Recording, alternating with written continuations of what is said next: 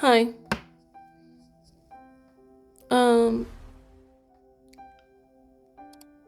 I guess I don't know, maybe you won't even watch this, but I got a lot of these random good-looking men on my Facebook that want me to be their sugar babies, and I know it's all a scam. So you're just wasting your time. I'm not gonna fall for that. But I guess you can try. Thanks, I guess, for thinking I'm dumb enough to fall for that. But what I wanted to talk about actually is self-defeating behaviors and the things that we tell ourselves. You know, I was bullied a lot growing up. I grew up in a small town called Lake Cowichan, and because I was on income support, welfare, like my mom was on welfare, um, because that was the case, I was bullied a lot. I was neglected by my parents. My parents' socioeconomic status was out of my control. And on top of it, my mother didn't teach me anything. She didn't teach me how to take care of myself. She didn't teach me how to bathe properly, how to wash my hair properly. I didn't learn how to do laundry until I was much older and I lived in foster care. I didn't know how to do anything.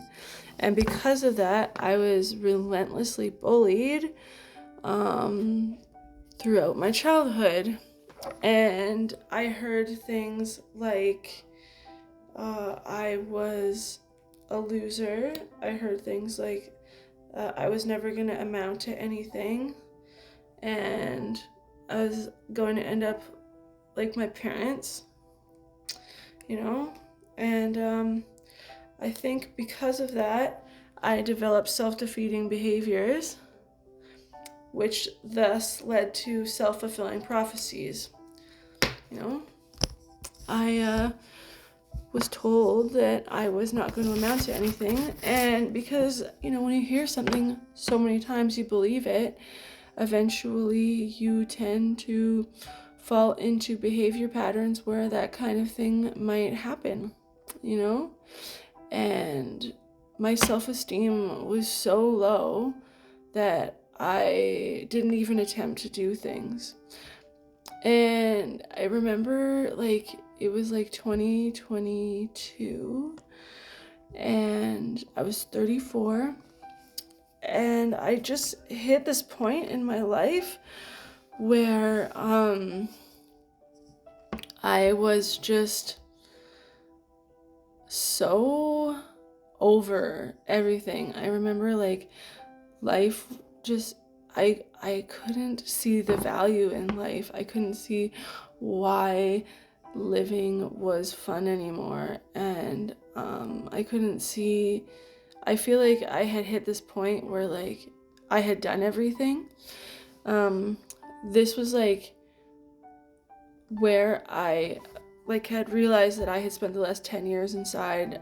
It was hard for me to make friends.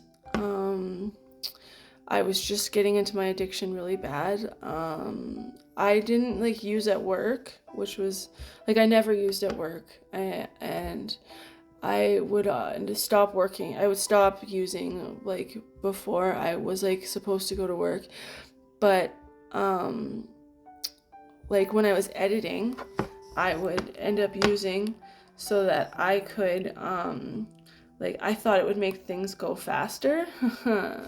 No, it didn't. What happens is I would use this is before I got into using the stuff with an F. This is another thing that I used to use that started with the letters CM. And I used to smoke it so that I could stay up for days and I could edit my photos. I would take a week off of working with clients and I would do that for a couple of days.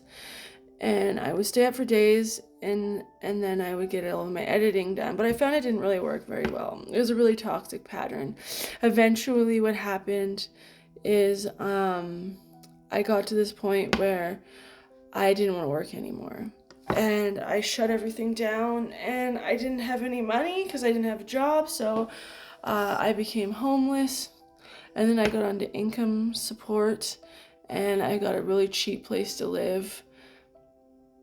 And because of the way that I thought, because I was so negatively wired, like I just could not see anything as positive. I was so negatively wired that everything that I did, my lens was just constantly like, oh, this place, like I had a big place, it was a huge place, but it didn't have a bit as big as a window as I wanted, and oh, it was really loud having to listen to people upstairs, and just stupid things like that. Like I could just never see the positivity in anything, and it was so frustrating. It was so like everything was just so like, I don't know, I was just really self-entitled.